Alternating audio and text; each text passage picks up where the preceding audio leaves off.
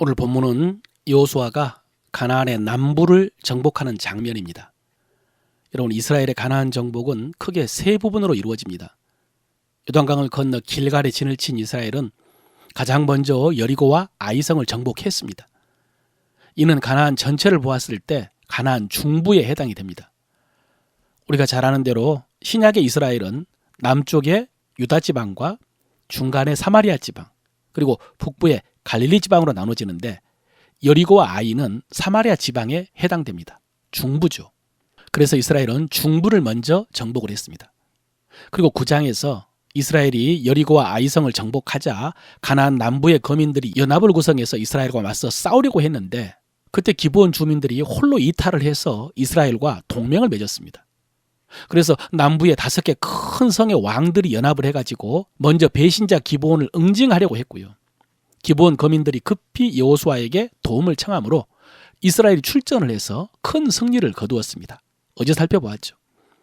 오늘은 이스라엘이 그 여세를 모아서 그 잔당들을 섬멸하고 가나안 남부 여러 성들을 정복하는 장면입니다. 물론 이번에도 가장 큰 승리의 요인은 하나님의 역사입니다. 여호수아가 여호와 이름으로 기브온과 맺은 언약을 신실하게 지켰기 때문에 하나님께서 적들을 이스라엘 손에 붙이신 것입니다.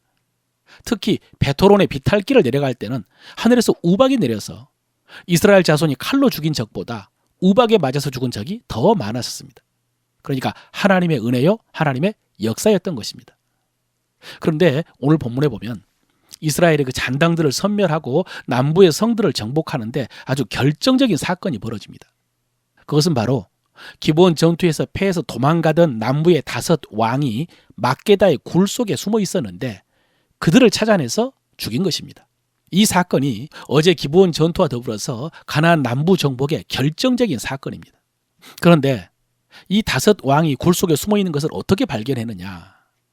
여러분, 지금 이 가나안 지방에는 특히 남부의 산악지역, 광야 지역에는 자연적으로 생성된 굴이 많습니다. 오늘날에도 많습니다.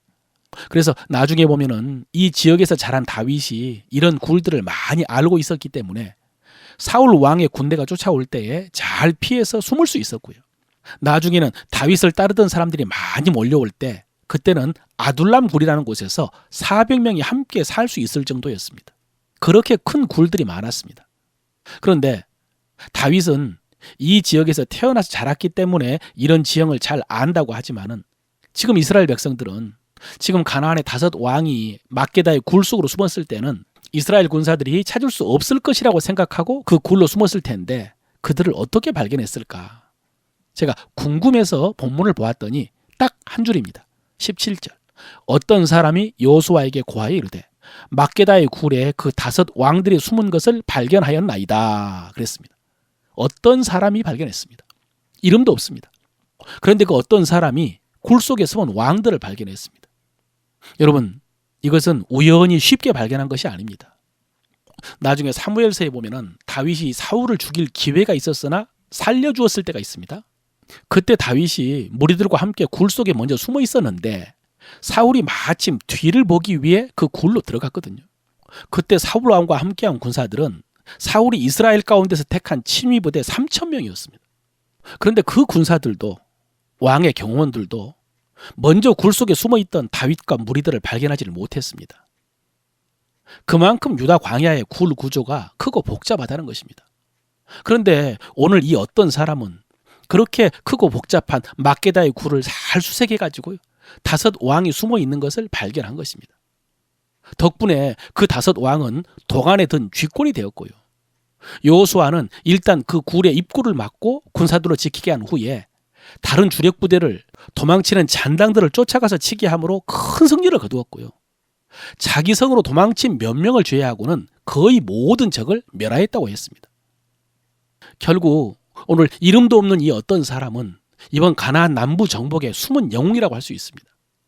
물론 성경 속에는 여호수아가 이 사람에게 상을 내렸다는 기록은 없습니다.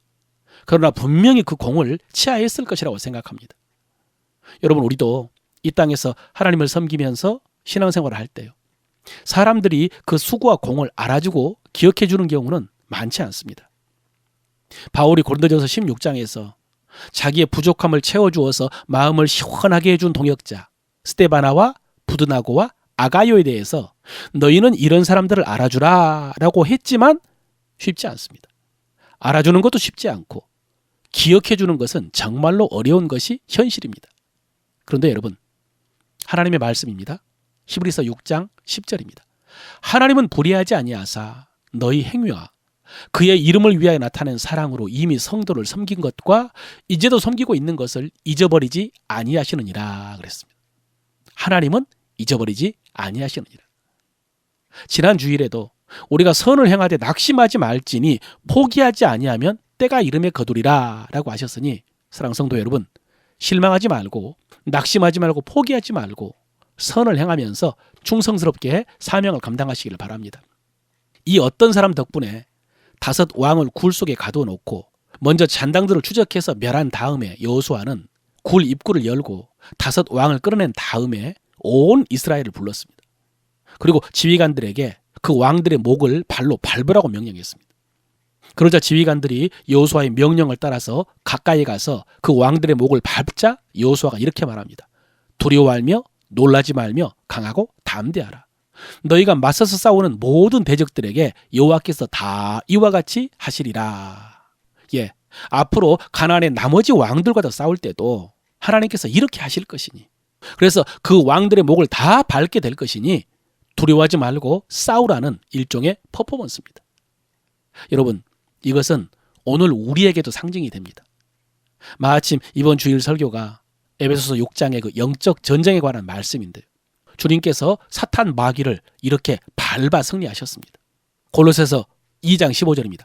통치자들과 권세들을 무력화하여 드러내어 구경거리로 삼으시고 십자가로 그들을 이기셨느니라. 예, 오늘 5 왕을 발로 밟는 장면과 똑같은 장면입니다. 무력화하고 구경거리로 삼으시고 이기셨습니다. 그리고 주님께서 우리에게 이렇게 약속하셨습니다. 내가 너희에게 뱀과 전갈을 밟으며 원수의 모든 능력을 제어할 권능을 주었으니 너희를 해칠 자가 결코 없으리라. 내가 너희에게 뱀과 전갈을 밟으며 원수의 모든 능력을 제어할 권능을 주었으니 너희를 해칠 자가 결코 없으리라. 사랑하는 성도 여러분, 이 말씀을 믿음으로 받으시길 바랍니다. 우리가 싸워야 될 싸움은 이렇게 패배한 마귀의 잔당들입니다. 주님께서 이기시고 구경거리로 삼으시고 무력화하신 그 마귀의 잔당들입니다. 그리고 육체로 싸우는 것이 아니라 진리와 믿음으로 싸우는 것이죠. 그러므로 이 믿음으로 두려워하지 말고 놀라지 말고 강하고 담대하게 싸워 승리를 체험하는 여러분 되시기를 바랍니다. 오늘 말씀을 통해서 고백하는 우리 믿음의 도리입니다. 나는 그리스도의 군사입니다. 나는 그리스도의 군사입니다. 그리스도 주님께서 십자가에서 사탄의 권세를 꺾으셨습니다. 그리스도 주님께서 십자가에서 사탄의 권세를 꺾으셨습니다. 나는 거짓 관계로 속이는 사탄의 잔당들을 진리와 믿음으로 대적하여 제압합니다. 나는 거짓 관계로 속이는 사탄의 잔당들을 진리와 믿음으로 대적하여 제압합니다. 나에게는 악한 영들을 제압할 권세가 있습니다. 나에게는 악한 영들을 제압할 권세가 있습니다. 나는 위에서 부르신 부름의 상을 바라보며 오늘도 믿음의 선한 싸움을 싸웁니다. 나는 위에서 부르신 부름의 상을 바라보며 오늘도 믿음의 선한 싸움을 싸웁니다. 아멘.